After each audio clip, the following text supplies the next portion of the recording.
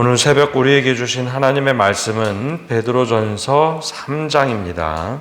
제3장.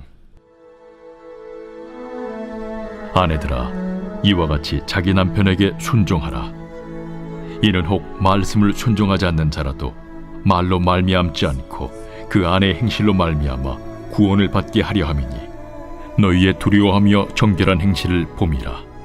너희의 단장은 머리를 꾸미고 금을 차고 아름다운 옷을 입는 외모로 하지 말고, 오직 마음에 숨은 사람을 온유하고 안정한 심령에 썩지 아니할 것으로 하라. 이는 하나님 앞에 값진 것이니라.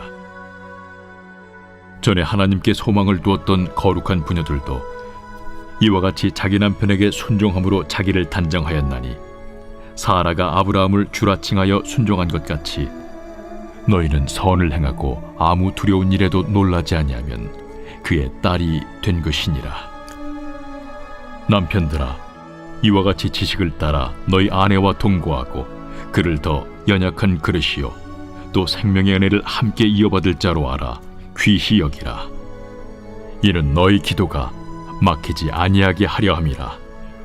마지막으로 말하노니, 너희가 다 마음을 같이하여 동정하며 형제를 사랑하며 불쌍히 여기며 겸손하며 악을 악으로 욕을 욕으로 갚지 말고 도리어 복을 빌라. 이를 위하여 너희가 부르심을 받았으니 이는 복을 이어받게 하려 하심이라. 그러므로 생명을 사랑하고 좋은 날 보기를 원하는 자는 혀를 금하여 악한 말을 그치며 그 입술로 거짓을 말하지 말고 악에서 떠나 선을 행하고 화평을 구하며 그것을 따르라.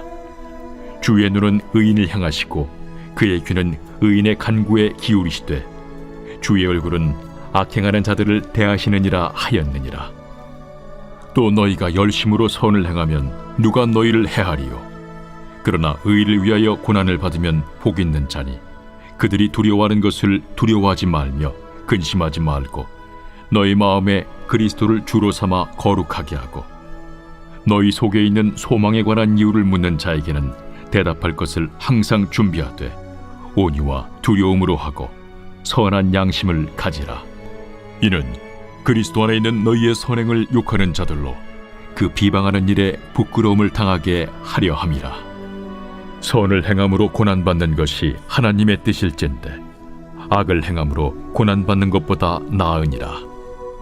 그리스도께서도 단번에 죄를 위하여 죽으사 의인으로서 불의한 자를 대신하셨으니, 이는 우리를 하나님 앞으로 인도하려 하심이라. 육체로는 죽임을 당하시고 영으로는 살리심을 받으셨으니 그가 또한 영으로 가서 옥에 있는 영들에게 선포하시니라. 그들은 전에 노아의 날 방주를 준비할 동안 하나님이 오래 참고 기다리실 때에 복종하지 아니하던 자들이라.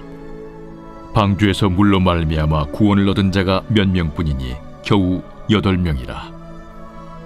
물은 예수 그리스도께서 부활하심으로 말미암아 이제 너희를 구원하는 편이 곧 세례라. 이는 육체의 더러운 것을 제하여 버림이 아니요 하나님을 향한 선한 양심의 간구니라. 그는 하늘에 오르사 하나님 우편에 계시니 천사들과 권세들과 능력들이 그에게 복종하느니라. 오늘 새벽에도 하나님의 은혜와 평강이 함께 하시기를 축복합니다. 베드로전서의 말씀은 박해가 한참 진행되던 중에 쓰여진 말씀입니다. 이 소아시아에 흩어진, 지금으로 얘기하면 튀르키예 지역에 흩어진 이제 성도들에게 쓴 편지입니다. 여러분, 신앙의 어려움을 당하면 어떤 행동을 보통 하게 될까요? 베드로는 초대교회의 예루살렘 교회에 요즘으로 얘기하면 담임 목회자와 같은 직함을 가졌던 사도입니다. 그래서 예루살렘 교회의 가장 큰 어려움, 제일 먼저 겪었던 어려움이 스데반의 순교였죠. 물론 그 전에 금전적인 문제, 또 구제의 문제, 사람을 세우는 문제 등 여러 가지가 있었지만 직접적으로 제일 어려움을 당했던 것은 스데반의 순교였습니다. 그 이후에 예루살렘 교회 안에 좀 박해도 있었고 여러 어려움을 모두 경험했던 지도자가 바로 사도 베드로였죠. 교회의 어려움과 성도들의 어려움 현상이 어떻게 나타나는지 예루살렘 교회뿐만 아니라 각각 교회, 안디옥 교회도 그렇고 여러 교회로부터 이야기를 들었던 사도 베드로가 신앙의 어려움을 겪었을 때 성도들이 어떻게 행동하는지 너무나 잘 알고 있었습니다. 그래서 이 말씀은 전도자 베드로보다는 목회자 베드로 입장에서 이 글을 써내려갑니다. 제일 먼저 이제 성도들에게 나타나는 독특한 일들 중에 하나, 신앙의 어려움을 겪으면 가정에 문제가 생깁니다. 특별히 그 당시에 여인들의 경우 신앙을 이제 막 갖기 시작을 했는데 이 신앙을 갖고 살아가는데 남편이 예수를 믿지 않는 겁니다. 그러면 어떻게 할까요? 교회 가서 신앙생활을 해야 되는데 당시 교회도 막 박해가 있고 하다 보면 두 가지로 많이 나타납니다. 하나는 내 신앙생활 열심히 해야 되는데 집에 있는 남편이 신앙생활을 안 한다. 그러면 남편에 대해서 좋은 마음을 갖기보다는 어떻게 하면 구원을 시킬까 보다는 이게 신앙생활 하는데 걸림돌이 된다라고 생각할 때가 있죠. 그래서 남편에게 잘 못하는 여인들이 있는가 하면 신앙으로부터 멀어져 가는 여인들도 있었습니다. 특별히 이제 남편이 믿지 않을 때, 요즘에도 이제 종종 그런 이야기를 듣는데요. 요즘에는 반대로 기독교 인구가 비율이 굉장히 높았다가 지금 점점점 청소년들 사이에는 점점 교인 퍼센트가 이제 줄어들고 있습니다. 그러면 믿지 않는 사람들과 결혼해야 되나 말아야 되나 이제 그런 고민도 하는 이야기도 듣는데요. 이 당시에는 이제 반대였습니다. 극소수의 그리스도인들이 있을 때 남편이 예수 믿지 않는다. 그럼 어떻게 해야 될까? 그때 사도 베드로가 어떤 얘기를 하느냐? 의외의 답을 하죠. 1절에 이렇게 얘기합니다. 아내들아 이와 같이 자기 남편에게 순종하라.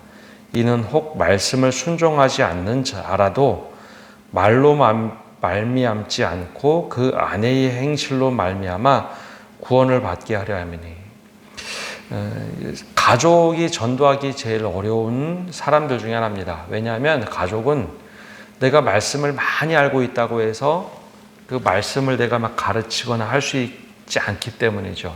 말씀을 가르친다고, 복음을 전한다고 그 사람이 복음을 잘 받아들이냐? 가족들만큼 예수 믿지 않는 경우에는 그 복음을 전한다고 쉽게 듣지 않습니다. 왜냐하면 그 복음을 담고 있는 그릇인 데가 그 말씀대로 복음의 은혜로 사는 모습을 보여야 그 복음이 복음대로 들어가는데, 그러지 않으면 야 말로만 신앙생활하냐 하는 직격탄을 날리기 때문이죠. 즉 가정은 우리가 무장해제가 되는 곳입니다. 근데 그때 사도 베드로가 뭘 얘기하느냐? 우리가 말로 복음을 전하는 게 아니라 행동으로, 어떤 행동으로 가족들에게 복음을 전하느냐? 즉 아내의 행동으로 말미암아 남편이 구원을 얻을 수 있다라는 것을 권면을 합니다. 그러니 집에서 외모를 잘 꾸며서 단장을 잘해서 남편에게 마음에 흡족하게 해서 구원을 받게 하는 것이 아니라 행실로 해야 된다. 즉 복음의 말씀으로 어떤 행동을 하느냐가 제일 중요하다라는 거죠. 그래서 믿지 않는 남편이 있으면 그 남편에게 순종하라라는 것은 하나님을 믿지 않는 것에 대한 순종함이 아니라 그 이야기를 잘 들어줌으로 행동으로 그 남편이 구원을 얻도록 해야 된다라는 겁니다. 근데 이것이 굉장히 중요한 것이, 밖에서 이제 박해를 받고 교회가 막 신앙이 막 흔들릴 때 그러면 사람들이 더 교회로 신앙으로만 이야기를 합니다. 정작 구원해야 될 남편에게 신앙의 모습으로 다가가지 못한다는 거죠. 그래서 1절부터 6절까지 계속해서 일관된 이야기를 합니다. 하나님께 정말 소망을 두고 남편에게 정말 경건한 모습으로 그 말이 아니라 행동으로 구원을 보여주어라. 구원에 이르도록 해야 된다라는 겁니다. 그러면 이 반대도 있겠죠. 남편들이 신앙생활 열심히 하고 그럼에도 불구하고 막 교회가 신앙적으로 흔들릴 때, 박해가 있어 흔들릴 때 뭐라고 얘기하느냐. 7절에 이렇게 얘기합니다. 남편들아 이와 같이 지식을 따라 너희 아내와 동거하고 그를 더 연약한 그릇이요 또 생명의 은혜를 함께 이어받을 자로 알아. 귀히 여기라. 이는 너희 기도가 막히지 아니하게 하려 함이라. 이제 제일 중요한 이야기를 하는데 이는 너희 기도가 막히지 아니하게 하려 함이라. 가장 가까운 사람이 남편과 아내입니다. 근데 그때 아내가 신앙으로 막 격동되거나 막 어려움을 당하게 하면 여러분 다른 사람 100명보다 아내가 힘들게 하는 게 더 어렵죠. 그러니 너희가 정말 기도가 막히지 않도록 하기 위해서 더 연약한 그릇인 아내를 위해서 더 정말 잘 섬겨주고 하는 것. 그게 바로 신앙의 바람직한 모습이다라고 얘기합니다. 여러분 밖에서가 아니라 안에서, 가정 안에서 어떻게 신앙을 꾸려가는지 그 이야기를 이제 강조를 하고 있습니다. 계속 전제로 말씀드리는 것은 이 당시는 박해의 시대입니다. 신앙생활 제대로 하기 어려운 시대. 근데 그때 가정에서 어떠한 모습과 태도를 취해야 되느냐. 밖에서는, 교회에서는 굉장히 신앙생활 좋은 것처럼 보여지는데 가정 안에서 신앙생활 모습이 엉망이다. 그건 아니라는 거죠. 근데 우리가 종종 잘못 생각합니다. 교회 와서는 신앙생활 잘하는데 가정에서 못하는 것, 이것이 더 큰 문제라는 것을 목회자였던 사도 베드로가 성도들에게 이야기하죠. 그래서 가정에서 얼마나 신앙생활의 모습이 중요한가를 첫 번째 이야기합니다. 두 번째 강조하는 것은 이 박해의 시대에 그럼 우리는 어떠한 태도로 살아야 되는가? 가장 중요한 것은 8절에 먼저 하는 말씀입니다. 마지막으로 말하노니 너희가 다 마음을 같이하여 동정하며 형제를 사랑하며 불쌍히 여기며 겸손하며 악을 악으로 욕을 욕으로 갚지 말고 도리어 복을 빌라. 이를 위하여 너희가 부르심을 받았으니 이는 복을 이어받게 하려 하심이라. 박해의 시대가 되면 여러분 신앙적으로 어려움을 당하면 사람들이 조급해지고 오판하기가 쉽습니다. 내 신앙에 좀 불안함이 생기면 오판하기 쉽습니다. 그래서 악을 악으로 갚는 경우, 욕을 욕으로 갚는 경우가 있습니다. 신앙생활 남들 다 이렇게 하는데 하면서 우리는 못할 줄 아나 하면서 그렇게 할 때가 있죠. 근데 그렇게 하지 말라는 거죠. 형제를 사랑하여 불쌍히 여기며 겸손하라. 왜 그 이유가 무엇이냐면 13절에 이렇게 얘기하죠. 너희가 열심으로 선을 행하면 누가 너희를 해하려. 우리가 선을 행하는 것은 선함으로 부름을 받았기 때문입니다. 이 두 가지 모습이 있는데요. 교회 공동체 안에서도 그렇고 교회 공동체 밖에 있는 사람들을 대할 때도 선을 행하라. 우리가 선하게 행동하기 위해서 부르심을 받았다라는 겁니다. 여러분 악한 사람이 있으면 악과 싸우기 위해서 종종 우리가 어떤 태도를 취하냐면 똑같이 내가 저걸 악을 이겨야지 악으로 대하는 경우가 있습니다. 그래서 이길 수 있죠. 분명히 이길 수 있습니다. 악한 행동하는 사람들에게 똑같이 악한 행동을 해서 이길 수 있습니다.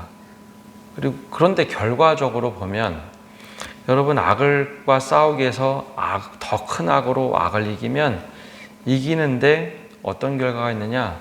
악에 물들어 버립니다. 그럼 그건 결과적으로 지는 겁니다. 영적 원리는 악을 대할 때 선함으로 악을 이겨야지 악한 방법으로 이기면 분명히 이겼는데 악에 물들어 버립니다. 그러면 당장은 이긴 것 같은데 악한 방법으로 이긴 것은 악에 물들어 버리기 때문에 그건 결과적으로 지는 겁니다. 악에 물들면 결과적으로 사단에게 마음을 빼앗기는 거죠. 하나님의 그 악한 마음에 거할 수가 없습니다. 그래서 악은 선한 방법으로 이겨야지 악한 방법으로 이긴다? 그거는 어불성설입니다. 근데 종종 제일 쉬운 방법을 우리가 택하는 경우가 많습니다. 그게 쉬워 보이거든요. 그리고 그게 편합니다. 그리고 그게 내 욕심대로 행동하는 방법이죠. 교회 목회자였던 베드로는 예루살렘 교회도 그랬고 여러 교회들 안에서 그런 분쟁들 또 여러 어려움을 대처하는 방법을 볼 때 그렇게 악한 행동으로 악을 이기는 교회들이 스스로 무너지는 것을 많이 보았습니다. 이 베드로서를 쓸 때는 이제 한참 후기니까요. 그 중에 대표적인 교회들이 이제 고린도 교회와 같은 교회였습니다. 고린도 교회는 교회 분쟁이 있던 교회죠. 이 고린도 교회 그러면 우리가 생각할 때 한 교회가 아니라 고린도 지역에 있던 교회들의 연합입니다. 근데 그 교회는 내가 더 잘났네, 누가 더 못났네 하면서 그렇게 많이 싸우죠. 베드로가 직접 이거 하기보다는 사도 바울이 그 교회를 계속 편지를 보내고 찾아가고 하는 모습을 옆에서 보았던 사람이 사도 베드로입니다. 훨씬 더 교회 담임 목사였으니 사도 바울을 보내던 입장이었죠. 그런 교회를 볼 때 악을 악으로 싸우는 대처하는 교회들은 결과적으로 무너지는 것을 많이 보았기 때문에 베드로는 권면을 합니다. 그러면서 왜 우리가 이렇게 행동을 해야 되냐? 12절에 이렇게 말씀을 하죠. 주의 눈은 의인을 향하시고 그의 귀는 의인의 간구에 기울이시되 주의 얼굴은 악을 행하는 자들을 대하시느니라 하였느니라. 야, 그러면 이게 예수 믿는 사람들이 선하다, 예수 믿지 않는 사람들이 악하다, 그 이야기가 아닙니다. 하나님의 바라보시는 시선, 그 시선은 의인을 향해서 항상 선하게 행동하려고 하는 사람을 바라보시지만 그의 얼굴을 대할 때, 즉 악을 행하는 사람들에게는 무섭게 하나님이 바라보시더라라는 거죠. 그럼 이게 예수 믿고 안 믿고의 이야기가 아닙니다. 하나님이 이것만큼은 공평하신 하나님으로 대하신다는 거죠. 그러니 우리가 선함으로 부르심을 받았기에 그렇게 선한 행동으로 악을 이겨야 된다. 그래서 악에서 떠나 선을 행하고 화평을 구하는 것을 따르라라고 말씀하고 있습니다. 근데 왜 우리가 그렇게 해야 될까요? 우리가 예수님을 주로 고백하지 않습니까? 예수님을 주로 고백하는데 주님이 그렇게 행하셨다는 거죠. 17절, 18절에 이렇게 얘기합니다. 선을 행함으로 고난받는 것이 하나님의 뜻일진데 악을 행함으로 고난받는 것보다 나으니라. 그러면서 왜 우리가 이렇게 행해야 되느냐?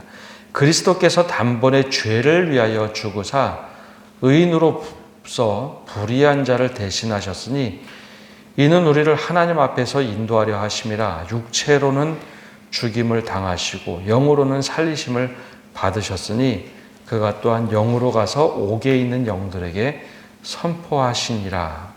예수님이 그렇게 하셨다는 겁니다.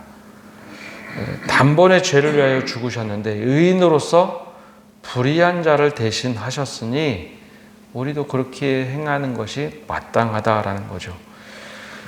우리를 하나님 앞에 인도하기 위해서, 죄인을 하나님 앞에 인도하기 위해서 아무런 죄가 없으신 선하신 분이, 의로우신 분이 불의한 자를 대신해서 하나님 앞으로 우리를 인도하셨는데 우리가 예수님을 믿는다면 그렇게 행하는 것이 마땅하다라는 거죠. 그러니 우리가 선함으로 부르심을 받았기에 선함으로, 선한 방법으로 악을 이겨라라는 겁니다. 오늘 말씀을 보면 이게 교회 자체가 굉장히 어려움을 당하던 시기, 박해를 당하던 시기입니다. 여러분, 교회 자체가 어려우면 이게 교회도 희한하게 희생양을 찾을 때가 많습니다. 너 때문에 그래. 네가 잘못해서 그래. 그렇게 희생양 찾을 때가 참 많은데 목회를 했던 이제 베드로가 그런 모습이 결코 좋지 않다. 그래서 박해를 받고 신앙의 어려움을 당할 때 제일 먼저 우리가 둘러봐야 될 것 어디냐? 가정이라고 이야기하죠. 가정에서 특별히 이제 예수 믿지 않는 배우자가 있을 때 어떻게 할 거냐? 신앙생활을 제대로 하지 못하는 사람이 있을 때 어떻게 하느냐? 아내들에게는 남편에게 순종하며 말이 아니라 행동으로서 남편에게 구원을 이루도록 해라. 남편들도 아내들이 연약한 그릇이니 그를 잘 돌보고 기도가 막히지 않도록, 서로 기도가 막히지 않도록 정말 가정 안에서 말이 아닌 행실로 잘 하라라고 권면을 합니다. 또 교회에서는 악을 악으로 갚지 말고 우리가 선함으로 부르심을 받았는데 어떻게 행동해야 될까? 선함으로 대하라. 그래서 선을 행하는데 지치지 않게 하고 또 선을 행하면서 끝까지 그것을 제대로 지키라라는 것이죠. 그걸 통해서 우리가 교회가 교회다움을 드러내라라는 겁니다. 그래서 절대 악과 싸우고 이기려고 할 때 악한 방법으로 행하지 말고 선한 방법으로. 왜냐? 주님이 그렇게 하셨기 때문에. 그래서 베드로가 이야기하는 것은 윤리적으로 살라라는 이야기가 아닙니다. 믿음으로 사는데 믿음으로 사는 게 도대체 어떤 것인가? 그래서 이 소아시아 흩어진 백성들에게 이야기합니다. 오늘 우리에게도 동일한 말씀으로 전하고 있습니다. 우리가 선함으로 이겨야 된다. 우리가 이 말씀을 붙잡고 살아가시되 이 말씀이 지식으로 끝나는 것이 아니라 지혜로 내 마음 속에 녹아져서 말씀으로 살아내시는 성도 여러분 되시기를 바랍니다. 기도하겠습니다. 사랑의 주님, 오늘도 저희가 주님 앞에 나와서 말씀을 듣고 기도하며 나갑니다. 가장 어려울 때, 내가 억울함을 당하였을 때, 또 박해를 받아서 신앙이 막 송두리째 뿌리 뽑혀 나갈 것 같을 때, 그때 우리가 돌아봐야 될 것이 먼저 가정임을 깨닫게 하여 주옵소서. 가정 안에서 먼저 믿음으로 행하게 하시고 믿음으로 어떻게 살아가야 될지 말이 아니라 선한 행실로 우리가 드러내게 하여 주옵소서. 우리가 때로는 어려움을 당해서 내 것 움켜쥐고 싶을 때 주님 교회 안에서 어떻게 행해야 될지 다시 말씀을 통해서 깨닫게 하여 주옵소서. 선한 행실로 부르심을 받았는데 내 것 더하겠다고 움켜짚는 신앙이 아니라 선함으로 악을 이길 수 있게 하시고 악을 악으로 그대로 갚는 그 생각에 지배되지 않게 하시고 주님을 따라서 악을 선함으로 이기고 그것에 지치지 않도록 우리를 붙잡아 주시옵소서. 그래요, 신앙이 어렵다라고 해서 내 상황이 어렵다고 해서 내 생각 내키는 대로 행동하는 자가 아니라 주님께서 주신 말씀으로 이겨내는 그런 온전한 믿음을 갖게 하여 주옵소서. 그래서 우리 이 말씀이 지식으로 끝나는 것이 아니라 내 삶에 녹아져서 말씀으로 살아내는 저희가 되도록 은혜 내려 주옵소서. 예수님의 이름으로 기도합니다. 아멘.